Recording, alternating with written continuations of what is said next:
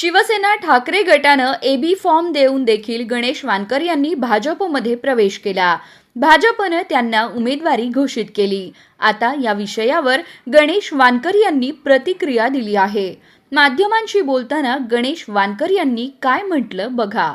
तुम्ही शिवसेना ठाकरे गटाचे जिल्हा प्रमुख होतात, उमेदवारही होतात, गेल्या अनेक वर्षापासून पक्षामध्ये एकनिष्ठ होतात, मात्र आता अचानकपणे तुम्ही भाजपमध्ये गेलाय, काय नक्की कारण आहेत भाजपमध्ये जाण्याचे, काय सांगा? किंवा त्यांचे जे सहकारी असतील गेली 25 वर्ष किंवा समोर गर्दी शिवसेना उद्धव बाळासाहेब ठाकरे यांच्यासोबत जे आहे, म्हणजे पक्षपुटाच्या आधीपासून, त्याच्या आधी माझे वडील प्रकाशजी वानकर साहेब यांनी सुरुवात केली। त्याच्यानंतर आज आम्ही सगळे तिन्ही भाऊ शिवसेना वाढीसाठी आतापर्यंत आम्ही भरपूर पक्षाला योगदान दिले आहे।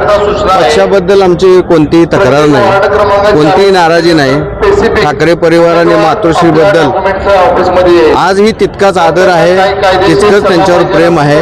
नेता म्हणून आम्ही त्यांना मानतोच, पण प्रभागामध्ये, जिल्ह्यामध्ये, शहरामध्ये ज्या प्रकारचे विकासाची कामं आहेत किंवा माझ्या मतदारसंघामध्ये जे लोकांना आम्ही आश्वासनं दिलेली आहेत, मी 2014ला विधानसभा सुद्धा लढवलेली आहे, 15 वर्ष झालं आता आमच्या घरात नगरसेवक पद आहे।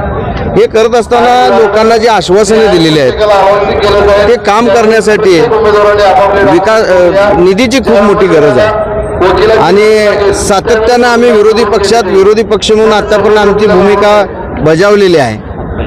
आपण विकासाची कामं आणि लोकांना दिलेली आश्वासनं हे करता येत नव्हती आणि त्यामुळे आज मला भारतीय जनता पार्टीमध्ये जाण्याची गरज वाटली, म्हणून मी त्या पक्षामध्ये गेलेलो आहे।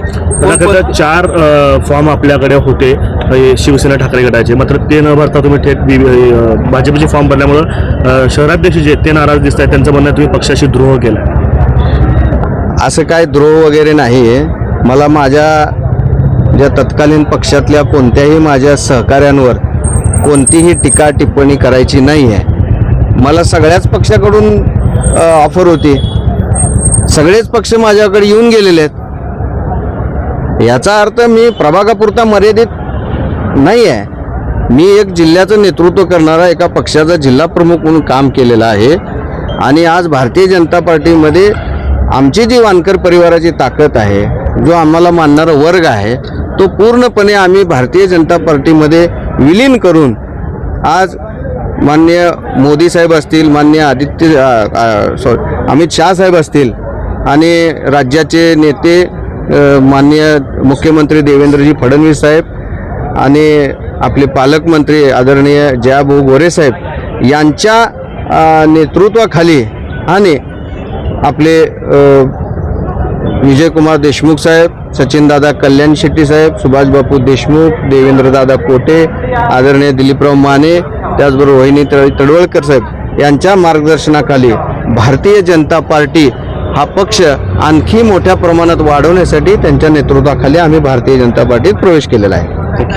दादा, आपल्या मागच्या वेळेस आपल्याबरोबर ज्यांनी उमेदवारी लढवली, म्हणजे निवडून आले होते, तेच आपल्या विरोधात आहे। लोकशाही आहे, कुणालाही उभारायचा अधिकार आहे। आता आम्ही रणांगणात उतरलेलो आहे।